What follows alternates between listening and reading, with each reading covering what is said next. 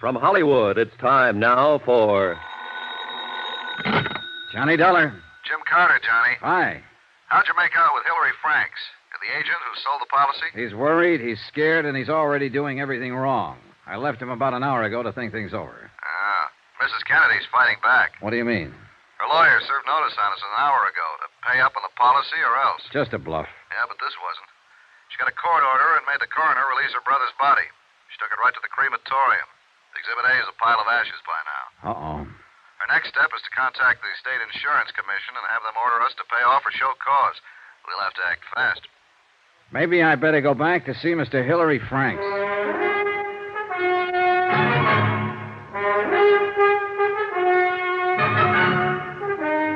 Tonight and every weekday night, Bob Bailey in the transcribed adventures of the man with the action-packed expense account, America's fabulous freelance insurance investigator. Yours truly, Johnny Dollar.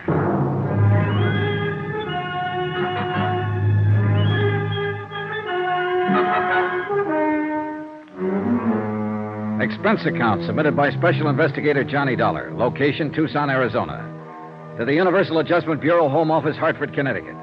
The following is an accounting of expenditures during my investigation of the Lansing fraud.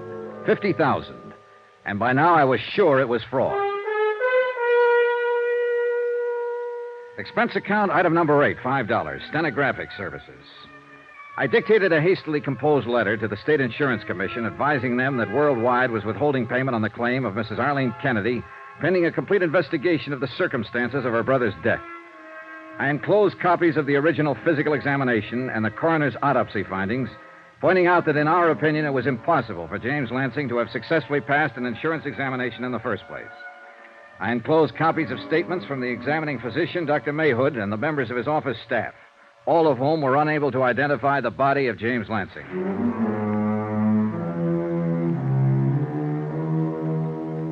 Expense account item 9, 52 cents, postage. I sent the letter to the state capitol special delivery in the hope it would arrive there before Mrs. Kennedy's lawyers took the anticipated action. After that, I drove back over to the office of Hillary Franks. He was the same as I left him an hour before. A little shaken, but still unable to realize quite what was happening. Yes, Mr. Dollar? Mr. Franks, I wonder if you've got anything to say to me. Nothing, Mr. Dollar. I was hoping you might want to make a statement. Oh? About what? Mrs. Kennedy's attempting to defraud your insurance company? I don't know what you're talking about, Mr. Dollar. I sold her brother an insurance policy. I don't even know Mrs. Kennedy. There are a lot of things about this you say you don't know. Do you want me to lay it on the line? If you like. All right. Someone else had to take that physical examination for James Lansing 2 years ago. I think you arranged for someone to do it, or you helped Mrs. Kennedy arrange it. I think James Lansing was insured on that basis. I think he was insured with a clean intent to defraud. Lansing's health wouldn't permit that kind of insurance. Right now, our Los Angeles men are looking into Lansing's activities there. Somewhere along the line, they're going to turn up a medical history that'll show Lansing was already dying when he came to Arizona 2 years ago. Now, do you have anything to say, Mr. Franks? No. I think you're being very foolish. If it isn't clear how serious this can be with you, it's noted that you arranged for Lansing's physical examination. There's nothing incriminating in that. How well do you know Dr. Mayhood? Oh, slightly. The physician is supposed to be an impartial third party. When a client has to be examined by a physician for insurance purposes, I send him to Dr. Mayhood. That's all. Dr. Mayhood sends me a Christmas card every year. I sent James Lansing to him. Just like any other? Just like any other. Oh, you worry me, Mr. Franks. You don't object to my questions or get ruffled when you're caught lying. I've given you time to think and time to make a statement regarding your part in this matter. I resent all this, Mr. Dollar. I've been an insurance broker for a good long time, and no one has ever questioned my integrity. And I think that's what you've been banking on, Mr. Franks, your reputation. Well, I've been questioning it ever since I got here, and I still question it. You couldn't have known James Lansing without being aware of his drinking habits.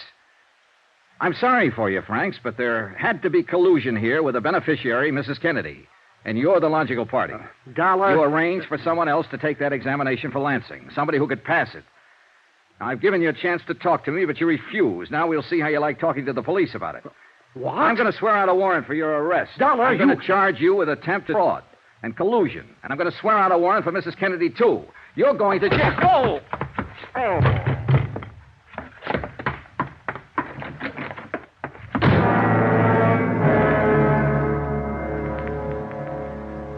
3 minutes it took me to recover from the blow from the paperweight and get my breath inside of me and my feet under me, Hillary Franks was well out of the way and out of sight. About that time, Jim Carter walked in. Hey, what happened to you? Hillary Franks. He got scared, swung a paperweight at me, and beat it. Well, if he's playing rough, I don't want to take any chances. Oh, put that phone down. He hasn't admitted anything yet. Smacking you on the side of the head is admittance enough for me. No, I want a statement. I think I can get one. You have to find him first, and he's running. He won't run far, Jim. What makes you so sure? Hillary Franks doesn't know how to run.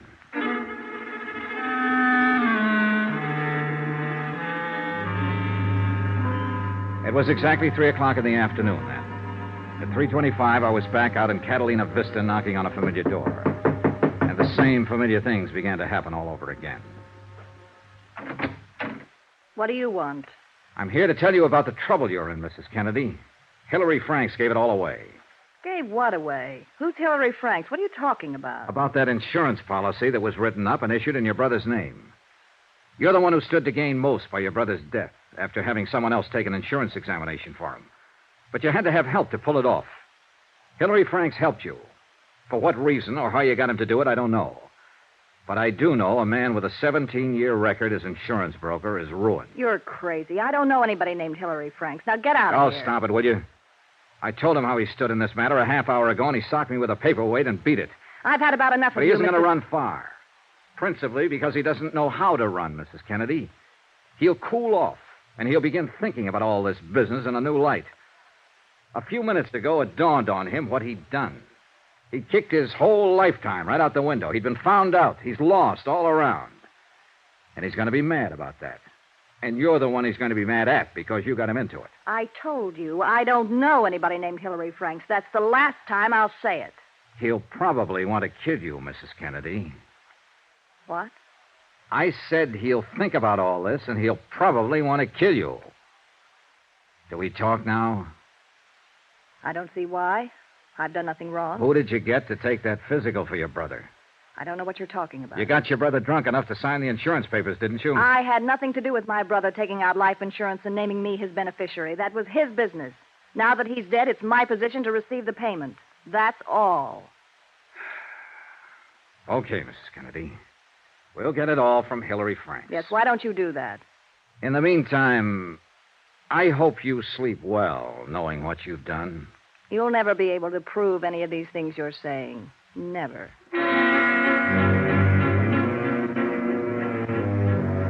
And for 24 hours, it looked as if Mrs. Kennedy might have been right. There was no way to involve her unless we had a statement from Hillary Franks, and he was still missing. I set up a watch on Mrs. Kennedy's house, and Jim Carter kept an eye on Hillary Franks' place. About 10 o'clock that night, Jim Carter drove up.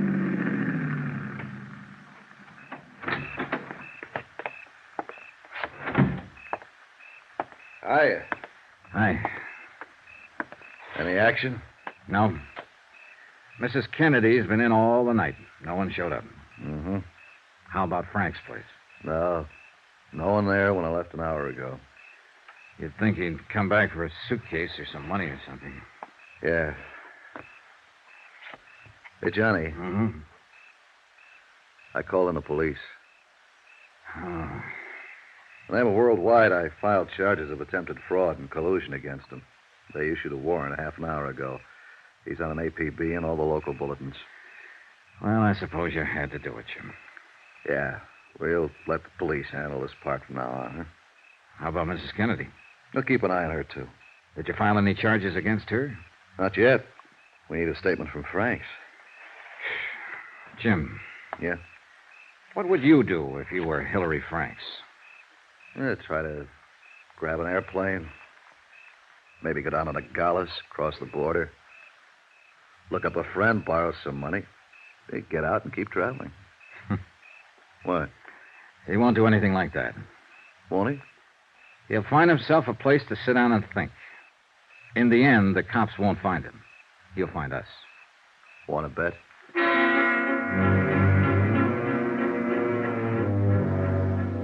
By the next morning, the police had still been unable to locate Hillary Franks. I left Jim Carter in the room on a long-distance call to the Insurance Commission, advising them of the events up to date. Drove out to Hillary Franks' office. I noticed two police officers loitering across the street as I walked in the front door.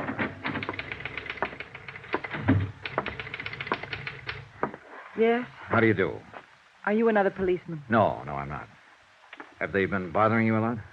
If you aren't a policeman and you know all about this, what do you want? I want to help Mr. Franks if I can. I'm Johnny Dollar, Universal Adjustment Bureau. You're his secretary? Yes. How long have you worked for him? 12 years. Do you like him? What? He's always been a fine man. I don't believe any of these things about him, and I don't see What's why... your name? I think he said Maria? Maria Vano.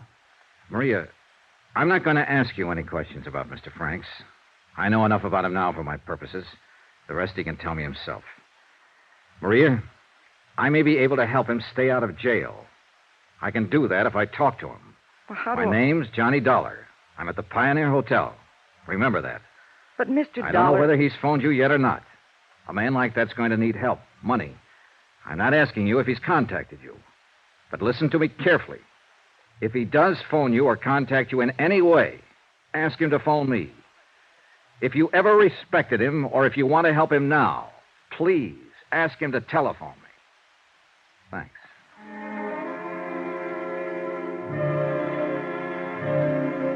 I drove back to the hotel and waited for results. Another 12 hours went by. Hillary Franks was still missing, and Mrs. Kennedy was still refusing to admit anything. Finally, about 11 o'clock that night, my phone rang. Johnny Dollar. Hello. This is Hillary Franks. Where are you? Never mind. Dollar, they know all about me back at the home office, I suppose? Yes. I'd like to explain some things to you so you can pass them on. I'd like the people back there to know why I did it. Well, before I leave town... You won't get far. The police are looking for you. Oh, I can get away all right. Mr. Franks, Worldwide doesn't want to prosecute. The notoriety would be bad for them. If you'd make a statement, sign it, I think I could talk them into dropping the whole matter. Maybe we'd better get together. Come on over. Oh, no, I'm not that crazy. Do you know how to get to the San Javier mission? I can find it. In 15 minutes? Right. And Dollar? Yeah? It's right out in the open. If you bring the police, I'll use a gun. I bought one this morning. All right, Mr. Franks.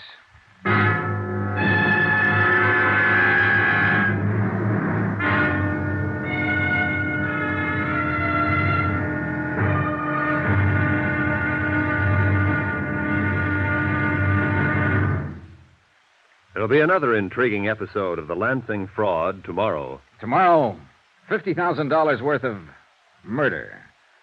Join us, won't you? Yours truly, Johnny Dollar.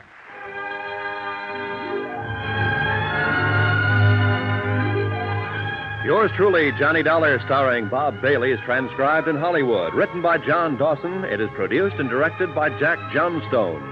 Be sure and join us tomorrow night, same time and station, for the next exciting episode of Yours truly, Johnny Dollar. Roy Rowan speaking.